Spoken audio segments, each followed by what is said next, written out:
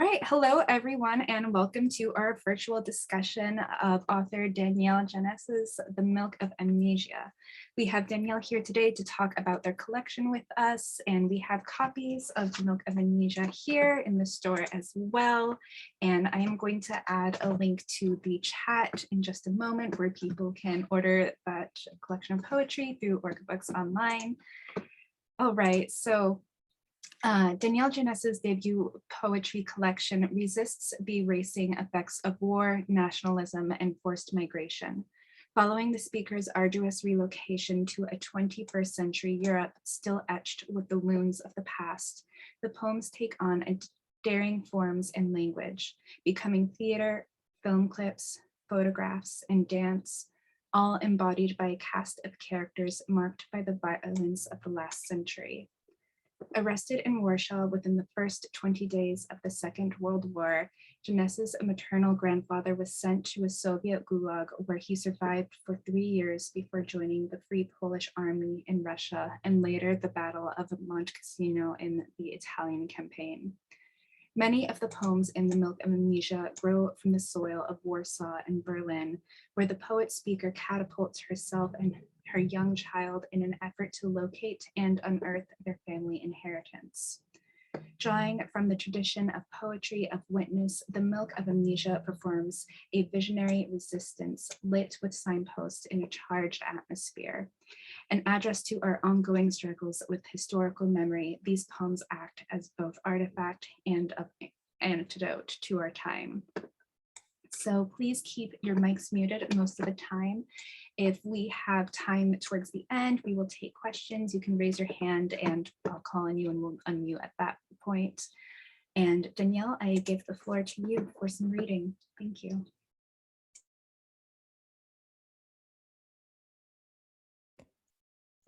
There we go. Hi everyone.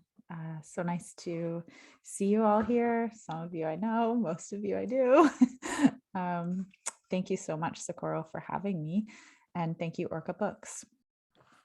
I'll begin with a piece from Act 3, The Wound Carnival. Our theater, we claimed each other here. An old woman ushers me in, and beside you, the last empty chair. Glossy headshots reveal how we appeared to each other then. A white linen scarf at your neck. Balmy July. Your eyes strike the wooden bangle, flint at my wrist. Madam locks the door to latecomers, and the house lights dim.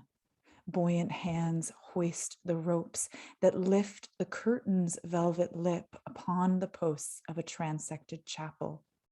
Black Madonna of pagan conifers and paper birches at the border of two countries.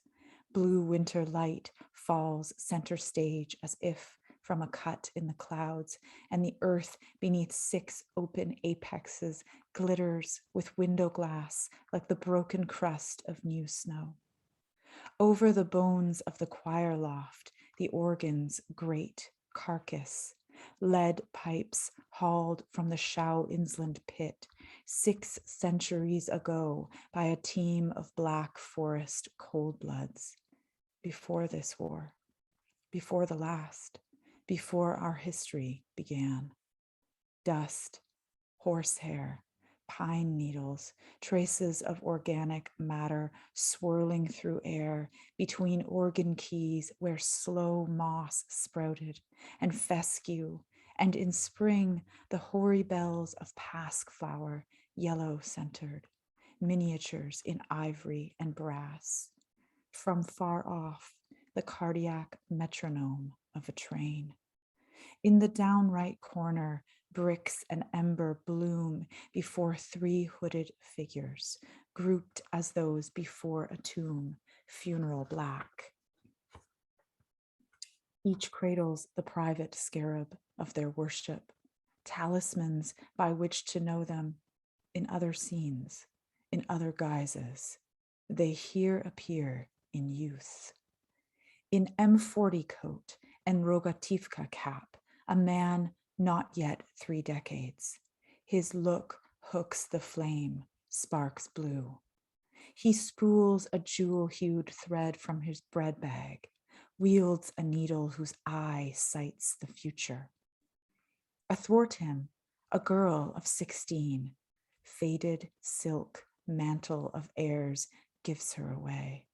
At her throat, a gold rope pierces the lobe of a desiccated ear.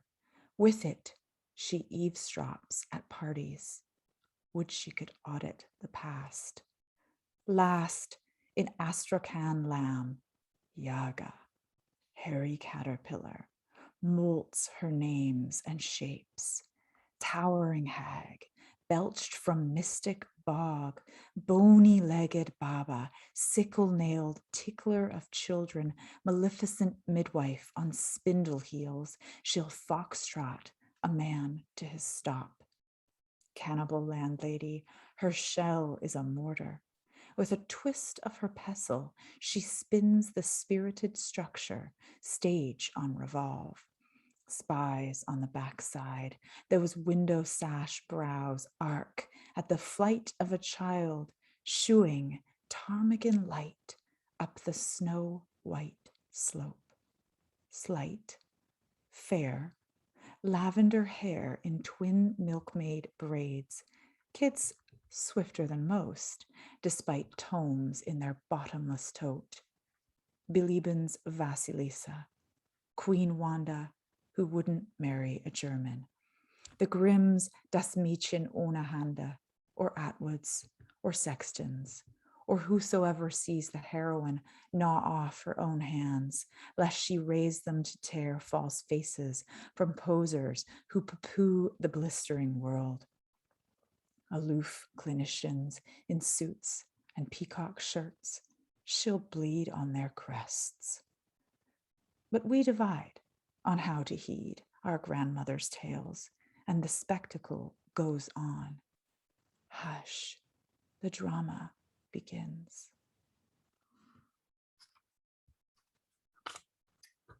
And I'll jump ahead a little bit to the next act, Act 4. This act, rather than dialoguing with theater, moves to film clips and imagines each poem as a clip of film. Am Canal in German is the title, which literally means on the canal. The whole city was mired in ice is the dedication from Jan Wagner, who is a German poet. Glass slippers clink heels. The canal shifts its tipsy, thaw-watered tongue over the bootlegs of the SO-36 crew getting blue on a scent-toned sofa, a makeshift living room mid-ice.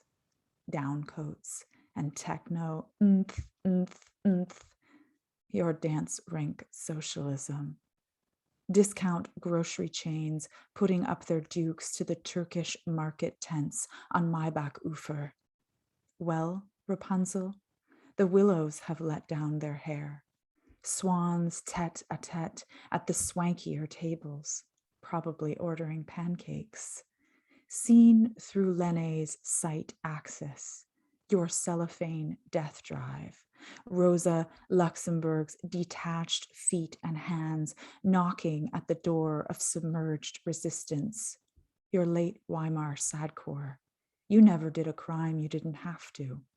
We two crowned mimes. We're perfecting the practice of looking wide-eyed, blind.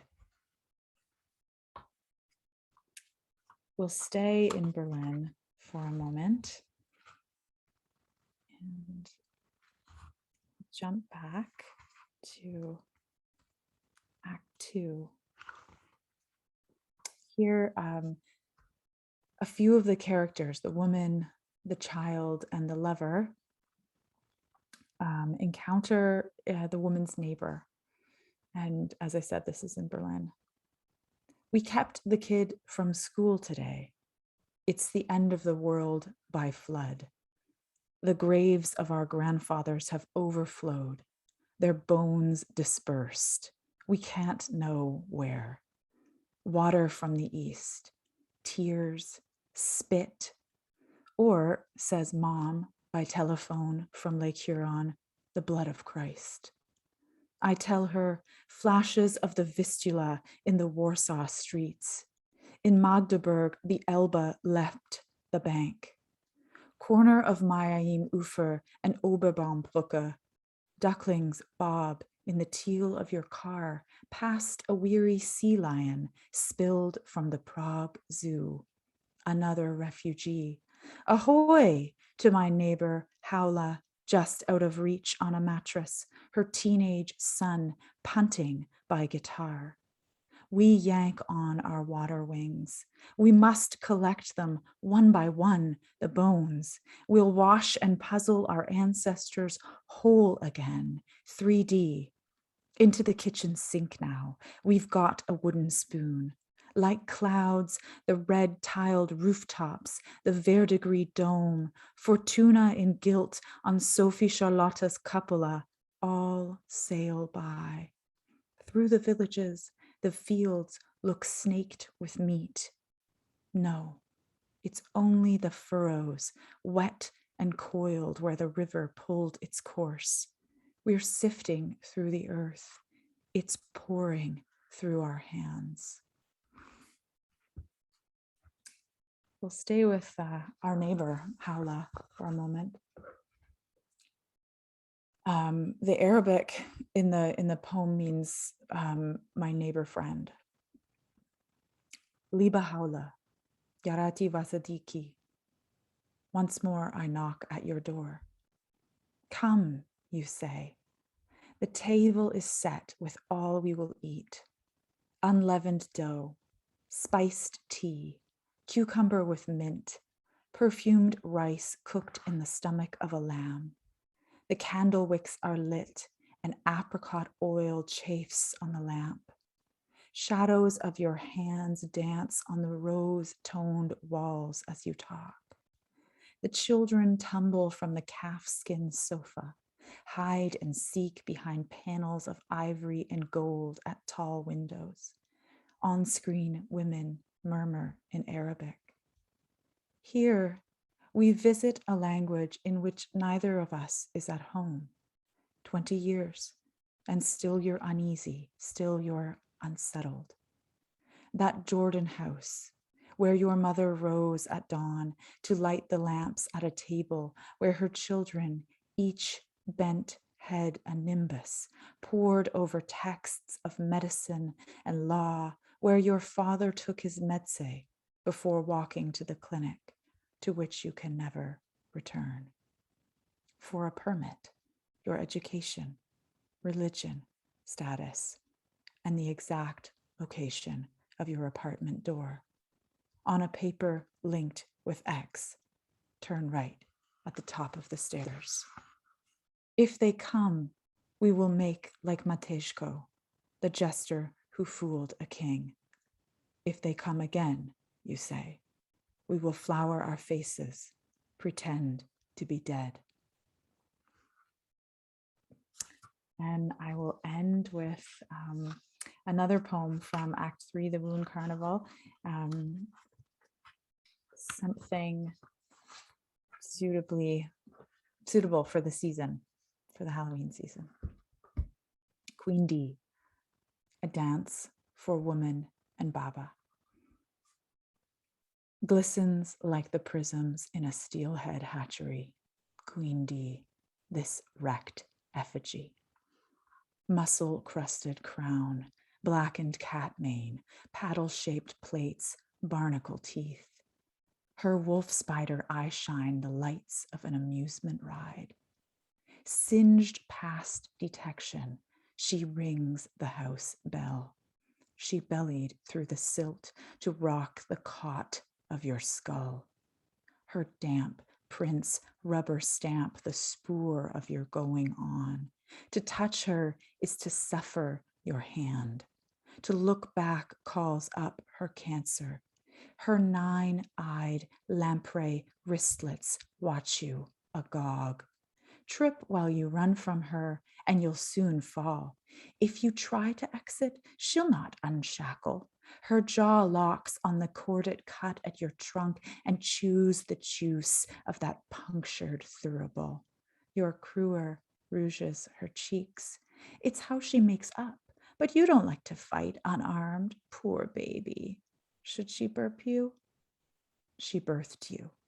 Her kelp collar reeks of your pangs. Lion-tongued, her press frets your last rope of composure. But you worry her too, your straw doll, disrobed and dunked in every bucket to flush her bloody show. No go, staunchless, even her teats, leaky and lopsided, milked by the mulct of your pet state. She lops off her leftover chalk, a toss to the hounds, those 3 blind retrievers of cost. She pays tax on all your failed auguries. A pox blocks her from churches and schools. Done up for her nuptials, the pike bride of paradise, squish your lips to her thighs and prize the rust there.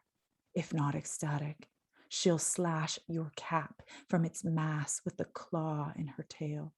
Hefting your head by its hair, her breath flicks your ear. Your bones she plants where they'll grow, in quicklime beneath the stairs.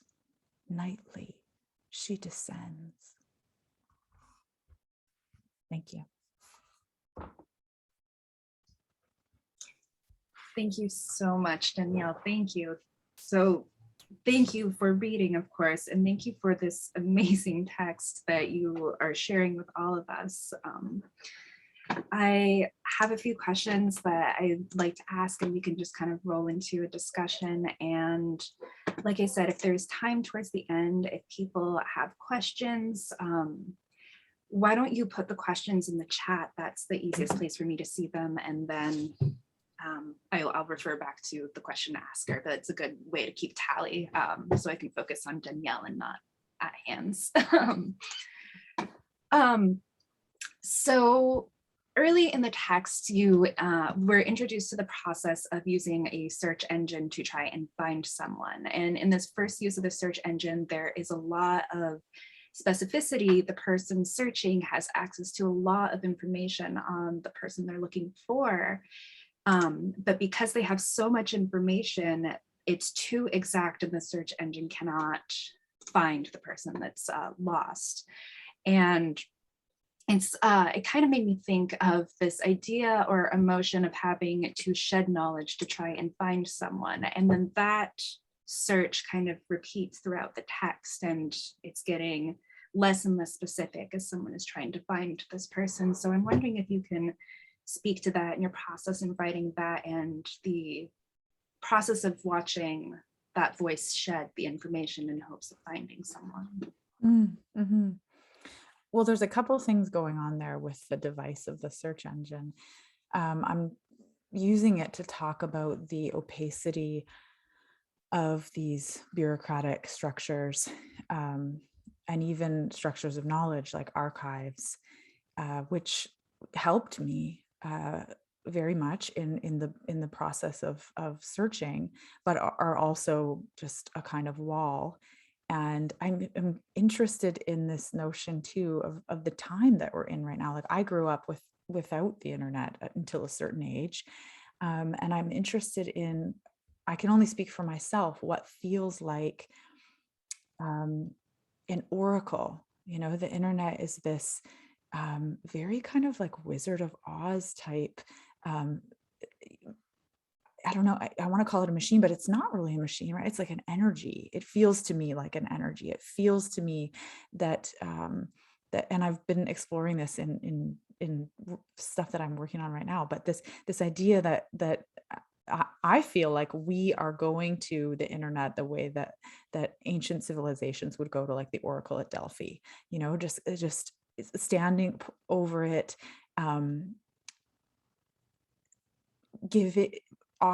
making offerings, asking our questions and hoping that something will come back to us. And the uncertainty and unknowability of that. And so that in those search poems, the woman is just kind of like casting a line out into the ether, like asking, is this person out there? And all they get back are echoes. And so as the series goes on, the woman then tries to look deeper into like what she knows about this. To your question about like shedding knowledge, um, maybe changing her understanding of um, details and knowledge and information, changing what she's initially going forward with, which is like evidence, and changing that to be a kind of like inherited information. And at one point she's referencing like pigeons and garden beds and tomatoes, and she's really just kind of throwing it all at the wall, but casting that line maybe deeper into herself rather than out into this all-knowing internet oracle that is really giving nothing back to her anyway. I love that. I love this, like the connection of like the internet as like this oracle, as like this, I like the word wizard too, as like this source of all information. And so since it's all there, why can't we find it? And I'm thinking about what you said of like the offering, and it made me think of almost like negotiations that you make with sources of information. And think of how negotiation makes way into our relationship with grief a lot too. We do a lot of negotiating when we're grieving to try and hold the emotion or change it into a form that's accessible.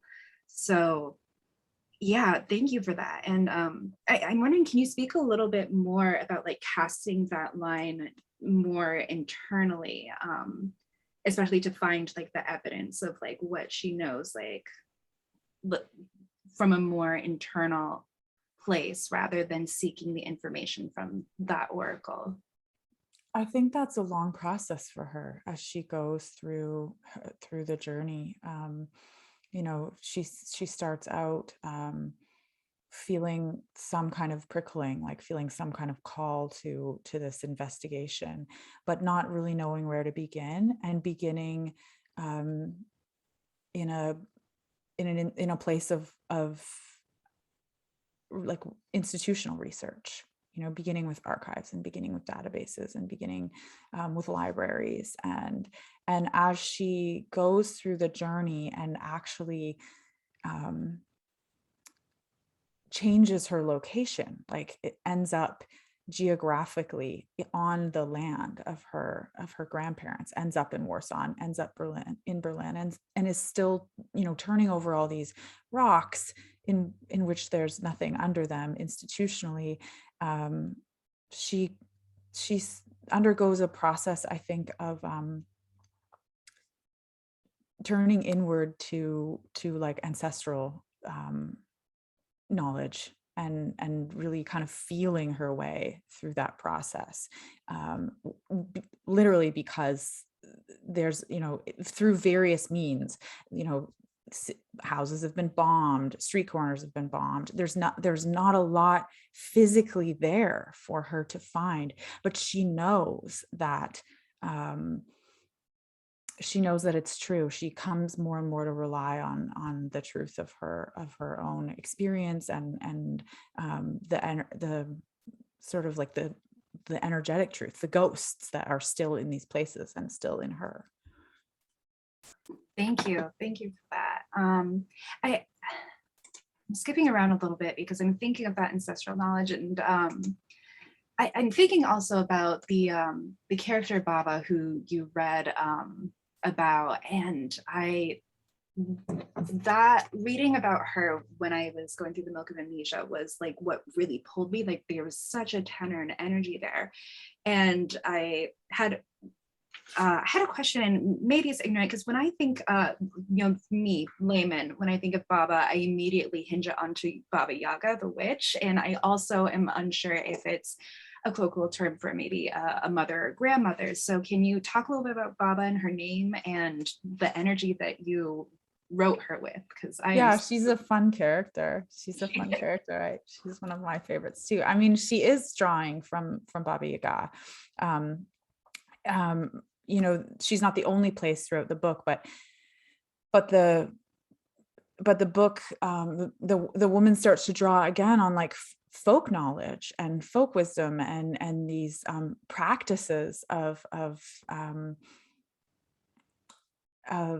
knowledge acquisition and dialogue in a kind of folk way with stories from her maternal culture and songs and those places, and Baba Yaga is one of those. She's, for those of you who don't know, a very central folk character in a number of Eastern European cultures. In fact, they fight over where she comes from, whether she comes from Russian or Polish or Czech, but she's essentially Slavic, and she's quite a fearsome character. She lives in a house on chicken legs, and she rides in the sky on in a pestle that she like moves by spinning the mortar. So, and she, she'll gobble you up, and there's all kinds of great stories about her. So, and I grew up hearing very fearsome stories from my mom that were passed on to her from her mom, my baba. Polish folktale, Polish stories. They often had like heavy religious overtones, but they were always like quite wicked and quite scary, and bad things always befell the central character as a kind of like morality tale. That was a way of me bringing in that maternal knowledge, and through storytelling and through what I grew up on, and also kind of bringing in my own Baba, my mom as like characters, and then kind of reimagining Baba Yaga as how she would show up in this story with this woman. Because of course she ends up essentially the same throughout Slavic literature, but she is allowed to be a shapeshifter. So she kind of shifts her shapes in this story and becomes something different that I see her as. Thank you for that. So I'm thinking about how striking your language is, and this has already been mentioned in the comments, but there's something so magical in what words you choose to juxtapose next to each other. And I am thinking of the Wound Carnival itself, just the title of the third act. I think my initial note for this was just something like, damn, because I was so floored with the idea of Wound Carnival, the idea that there are wounds, but they are not only on display, but display as something to be witnessed in wonder, like a carnival is. And I'm wondering if you can speak a little bit to how when you're writing, you finesse your word choice in both instances of like that emotional gut punch, like the idea of Wound Carnival, but also awesome scenes that in characters. Like, again, I'm thinking of Baba Yaga, towering hag, belch from mystic bog, bony-legged Baba, sickle-nailed tickler of children. There's so much joy in that introduction, and I'd love to hear more about your process with language and how you choose the words that you choose. Thank you. Gosh, I don't know. I don't know if I can even externalize that in a way. I'll try. I'm just clearly really attracted to language. So I fumble my way through a few languages. I wouldn't consider myself fluent in any, but maybe two. But I really enjoy them, and it's something I've enjoyed since I was a kid, and studied throughout school. And there's a musicality too, and a pattern, a musical patterning to language. And that was also part of my upbringing. I studied classical voice training, and I studied as a dancer. So I see all of those things, like when I'm using language, I'm using it in I'm trying to actually articulate this. I'm feeling my way through it.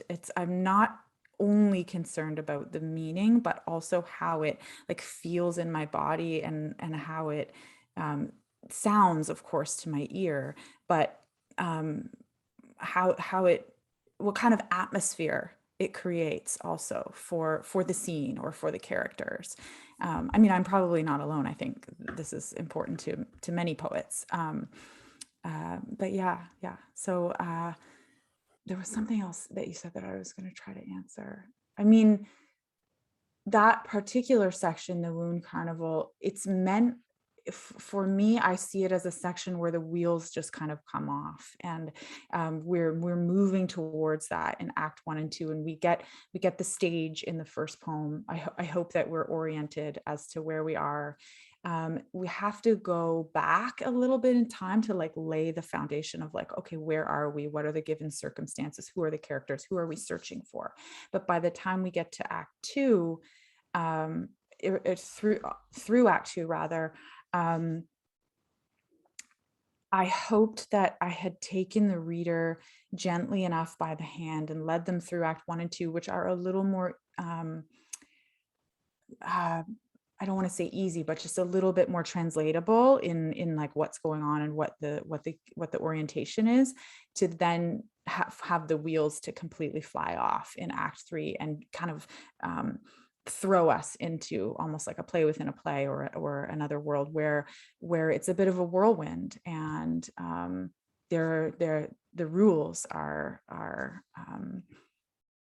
up for grabs, and the characters are subjected. The characters that we've established are also subjected to that like high like hyper energies of what have been happening, like war and loss and displacement and all of that. It doesn't happen in this tidy way, because of course it doesn't anyway. Yeah, and I mean, as a reader, I'll definitely say that's something that you achieved, because there is that gentle beginning that even starts with a dramatis personae of like displaced persons. And I feel like in Act 1 and Act 2, I felt very confident, and you're clear, so I understand what's happening throughout, but I felt like I was in one world. And then Act 3 is when there's just like this total pivot into something more ephemeral and like deserved in the sense that, or what do I want to say? It's like reward for paying close attention, and then seeing that you were actually being presented with a kaleidoscope instead of a telescope, and then you have wonderful access to new information as you are sharing with us in the next 3 acts. I'm thinking, and I think this is in Act 2, and I was curious about your relationship and history with theater as well, because there's that visual element, and again, beginning with the dramatis personae of displaced persons. There's a line on page 24, he is no hard worker, though he gives his touch from inside the body through the arm. And visually how this looks on the page, he is no hard worker, though he gives his touch, and then the text switches into italics, from inside the body through the arm. And it was the form that moved me, because it's such a interesting line to have attention drawn to, as if touch could be given from somewhere that isn't inside the body. And you mentioned a little bit about how you write in this embodied way, and I'm hoping you can speak a little bit more to that, because I really think it comes through. And to be the reader, watching the different way that language can operate, and have touch be a language, and to have like this pleasure of understanding touch as a language, but I am reading text right now, and kind of being gifted this other sense of language that's more embodied, even though I'm engaging with the medium of text. Yeah, wow, these are great questions. Thank you so much for your engagement. I mean that. So I think it was just a slip of the tongue, but it's hand worker. He's no hand worker, but he gives so what's happening there, in that there's a couple of things to know about that. It's in dialogue with the Polish theater maker and really someone who revolutionized theater, and director and a whole bunch of other things, Jerzy Grotowski. And he started in Poland and moved to the US, and then grew disenchanted with the US and moved back to Italy. That's just like a very quick biopic. But he became at one point interested in this concept that he developed of objective drama. And really what's all you need to know about that is he's interested in like a mind-body connection. It's some kind of like psychophysiological response. And so he started practicing with folk songs from all kinds of cultures, and training actors around like how they responded to that. So I'm not right in there with that. I'm kind of pulled away from that, but I was interested as someone who also practices theater in this notion that like folk songs, he's not interested that it has to be from your traditional culture, from your own culture, but I'm interested in that and wondering, even as a theater maker, as a practitioner, as a dancer, like, is that true? Like, is there some kind of like deeply buried epigenetic response to these inherited like songs and I don't know, like deep music that our bodies respond to? So I have no idea. I mean, that's pretty esoteric, but I was thinking about that. I'm curious about that, not just as a poet, but as a someone who works with their body. And then in that scene and in that moment, the woman is also thinking about that, but she's also thinking about the fact that her lover is an intellect, someone who works intellectually. His field of work is in an intellectual field, and her grandfather was very much a hand worker, a tailor. And so she's in that moment kind of dialoguing with both her grandfather and the lover and Grotowski, and saying like, okay, so he's not a hand worker, but his touch nonetheless originates like from this deep place, from his body. And I mean, we all know people who are disconnected from their bodies, for maybe because of trauma also. And certainly the lover has undergone, his family has undergone trauma also. Like both of these characters are marked by trauma, through different threads of what is essentially a central narrative, actually. So I think she's just interrogating that and interested in that. Yeah, I don't know if that answers your question. Yeah, I think it does. It's fascinating, and I love like this concept of like the mind body, and also someone's like deep relationship to music. And I think of dance as someone who enjoys dancing but has not studied dancing, right? And how it can create a willingness to move where there may have been resistance, and especially when there's other bodies engaged. And I think of it when you just spoke, I thought of one of my favorite stories that is a true story. It happened. There's this woman named Frau Trofia, and I forget if she was in Germany or France, but one day she started dancing, and then other people around her started dancing without music, and they danced for weeks, and people died because they weren't eating and they were just in movement together. And no one knew how to treat like this illness. They thought it was boiling blood, but what was happening there, that there was just so much enthusiasm to share the movement of the body together. Wow. And I think about that, reading your characters, like have that internal dialogue and also relationship with each other of like, where's the history in the flesh that isn't tactile almost. Mm-hmm. That's wow, that's fascinating. I wonder if that is the real life story that might have come from. Do maybe all of you know the folktale of the red shoes? Like I sometimes thought of that when I was writing this too, and it didn't make it in, but it was in my brain sometimes. The red shoes. I think it's a Grimm fairy tale in which this young girl finds this beautiful pair of red shoes, and she puts the red shoes on, and they make her dance. And long story short, she dances and dances, and it's literally killing her. The dance is killing her.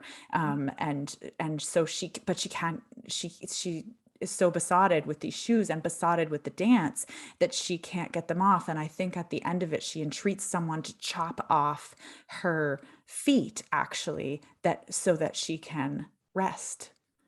So these grisly stories, that's fascinating. That I wonder if that was, I don't know. I don't know how old your story is. I mean, I guess if it was, and I can't remember if the Red Shoes is right now offhand, if the Red Shoes is a Grimm Brothers fairy tale, but of course they would predate maybe anything from modern times.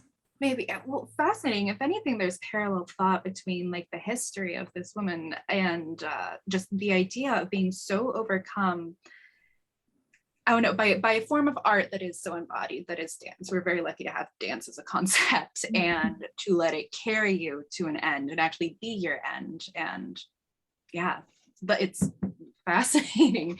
Thank you for that story. I don't know if I've heard that one, and I'm very excited to go look that up.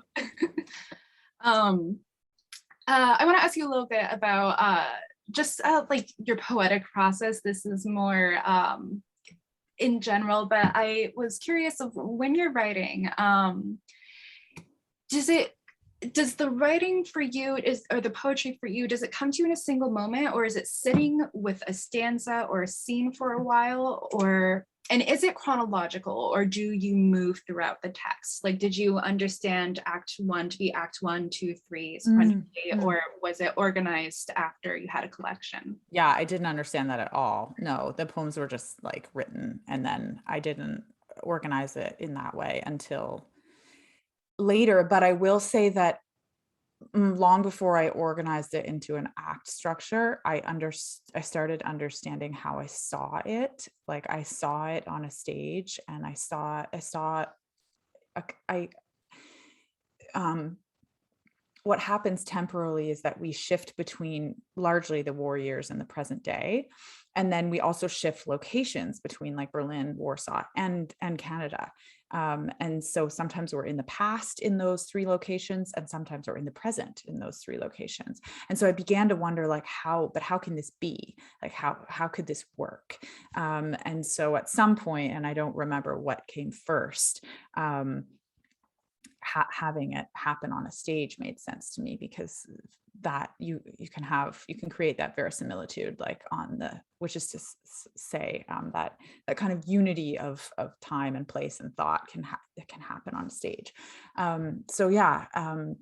And then I didn't apply the act structure and organize them into acts until even later than that. But to go back to the first part of your question, how do I, you asked me, do things come out all at once? No, I really wish that they did. I'm really envious of people who talk about that. It seems like really, I don't know, I really would like that. Every once in a while, a poem will come out like kind of almost like fully formed. Queen D was shockingly like that. Like it just kind of like birthed itself like this hairy tooth and nails kind of monster. And it was almost entirely written. And I don't know where it came from. Like I was just like, what the heck is this? So that character like just very much announced herself and the way that she wanted to be represented. But that's very rare for me. Most of the time things like hang out inside my body and in my thoughts, and I get really, I start to think, oh, this will never make it on the page. It's just not hanging together. But it's a slow process of kind of chipping away at it for me. Yeah. Thank you. I'm just making a note of time. If people have questions, please feel free to start entering them into the chat. I love speaking with you, so I'm just going to plow ahead with conversation unless questions arise. Thank you all for like hanging in there for this. This is great. I feel like this is a really nice experience for me. So I don't know what it's like for the audience, but thanks, Socorro. Thank you.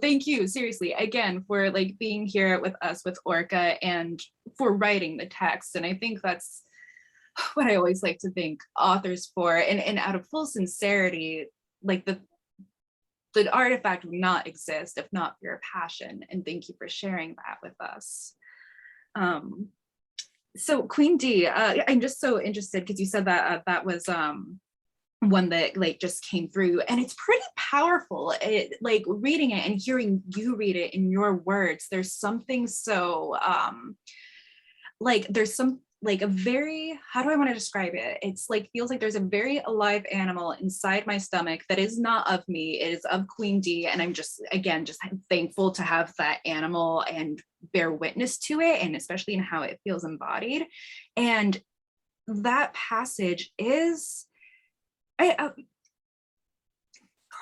was going to use the word primal, but I'm thinking of the lines specifically in which there's kind of like this shift of like, should she baby you? Like, should you, like, is this what you need? Right. And it's almost like this entity, this Queen D, understands how she is perceived and then also understands what you want of her and is like taking it upon herself on whether or not that she'll present you with what you want. And maybe you can speak a little bit more to that character, and especially knowing that she kind of came in one of those like download moments, you know, where it just flows out. Yeah, I see her as oh gosh, again, I'm going to try to talk about this, but I see that happening, and I really did see, actually, like visually see that happening as a kind of like shape-shifting dance between Baba and the woman, where one becomes the other and the other becomes the other, but they together, as they like almost like transfer energetically between one another and dance this dance, the third thing, they are also dancing this third thing into being, which is this like Queen D, and is also the third thing is also the dance and the kind of like psychokinetic energy that is like whipped up by the fury of their dance as they move together. So yeah, I don't know what else to say. I think that I don't know. I like her a lot, like, but she's terrifying also. Like I'm both like terrified by and intrigued by this character that just kind of came out of nowhere. And yeah, I'm very susceptible to horror. I don't know if I should even say that because I don't want anyone to think it would be funny to scare me. But so sometimes I get a little spooked. Like I mean, I think I've heard Stephen King say that like his writing his own stories like sometimes scare him. So I think that's possible that you can get kind of spooked by your own work and feel like, I don't know if I want to go there. I don't know if I want to see this. But there's also this Margaret Atwood short story from, I think, whenever Good Bones came out, and this, I feel like this is like the late 70s, early 80s. I think it's in the collection Good Bones, and it's this woman has a miscarriage and or something. I can't remember, or maybe it's a tumor. I think she has a tumor. She has this tumor removed from her, and she keeps it in this glass jar. Ostensibly, I would imagine with formaldehyde or something like this on the mantelpiece. And the tumor has like hair and nails and a set of teeth. And so this tumor is of her, but also its own thing with its own like hair, teeth, and nails, and is also quite like demonic and wicked and almost like unwanted by her, but you know, but of her flesh and blood too. So I don't know if that, I feel like there's some kind of dialogue with, which I actually just thought of when you were talking, but it made me think of Margaret Atwood's story. And I was like, I feel like that was in there somewhere. Yeah, and it's so interesting how you describe. So I'm thinking of the tumor creature in this Margaret Atwood story, and then also how you describe that's this dance between Baba and the woman that then creates kind of Queen D, this third thing. And I'm thinking of a very, how do I want to put this, like a uterus oriented experience of creating something else, right? Of creating something else that is not quite you, but of you. And I think of a friend, Jamie, actually, who recently let me know that when a female baby is inside the mother, she already has all her eggs. So hypothetically, the grandchild is inside the grandmother. Wow. So, and this idea that it can feel very other to have something pulled from us that we don't quite understand, but also like in awe of. And like this example that I'm bringing up is kind of very child related, but also just when it's your own body. And I'm thinking of how that works with poetry and writing as well, of just like creating like this thing that is inherently of us because we wrote it, or but also has the potential to terrify us, and also the beauty and I don't know, courageousness in being willing to engage with it still and to write it and put it down on paper. Yeah, I think you said that really well. Thank you. We're coming up on the end, but I think I want to ask maybe one or two more things. This entire conversation, I am so in love with your language that is both very text oriented and also how you keep bringing it to dance. And as was mentioned in the chat, that it's very music and oriented. And I'm wondering, do you read your language aloud, and what is there a relationship to music? And we're here talking about the Milk of Amnesia as well, but I think I want to extend it because you have used the language of choreography in this conversation of like, what's the relationship between dance and the musicality of dance? And does the music need to be present for the dance? And maybe to make this more about text, is text a dance? Loaded question. Was that too much? Did it make sense? No, I'm going to try to follow you in that move. Well, I feel like, so one thing I want to say is I want to be clear that I'm not, I don't consider myself a dancer at this point. I mean, actually, I guess I do because I've been taking classes from this wonderful choreographer online in the pandemic, who Galen Hooks from time to time in LA, and she's always hammering that like you are a dancer no matter if you're like a, you know, sometimes dancer, return dancer, crappy dancer, whatever. So, but I would not perform. I don't perform as a dancer. My daughter does though. And so I've been lucky to stay close to that world and to do that recreationally for myself. And so to go to your question about like what is the relationship of like, if I understand you right, like reading the work aloud, making the work, like what is there some, well, I think that there's some kind of alchemy, right? Like I wish that I had a recipe that I could just follow every time and then pop it into the oven and like out would presto bake a poem. You know what I mean? It doesn't work like that. I wish it did. But it is a very embodied process for me. I can't do it without walking, moving, dancing, speaking the words aloud, employing all these very kinetic processes. And then at some point you just have to sit your butt down and like write the thing. But it is a kind of, for me, it's a back and forth. Like there is a sitting and a working, and then there is a moving and I also run. So there's like a running and a dancing and a moving. And sometimes some of the poems I am almost like in the skin of that poem. Like I will actually like move through spatially, like move through that poem and try to kind of almost, I don't know how to say it, like as a dancer or as an actor would like spatially move and block out what they're doing, what each character is doing, what they're saying, or what, or even just what the scene is, like where is this? So I don't know if that makes sense, but I just try to kind of just go there, which is sometimes what can make it scary though too. Thank you. And I do think it makes sense. And it's just so fascinating. And thank you for the insight into your creative process in that way, that it can encapsulate both the idea of like, yes, you must sit in a chair and write, but also that there is so much movement, and that writing is, or movement is part of the writing, and they're not separate. And it gets to be alchemic. Thank you for that. I see we're coming towards the end of our time together, and I would just like to thank you again so much for being here, having this discussion. Thank you everyone for coming and watching and letting us talk about this. And thank you for the Milk of Amnesia and for like the linguistic choreography of that text. It is gorgeous and such a pleasure to read multiple times through.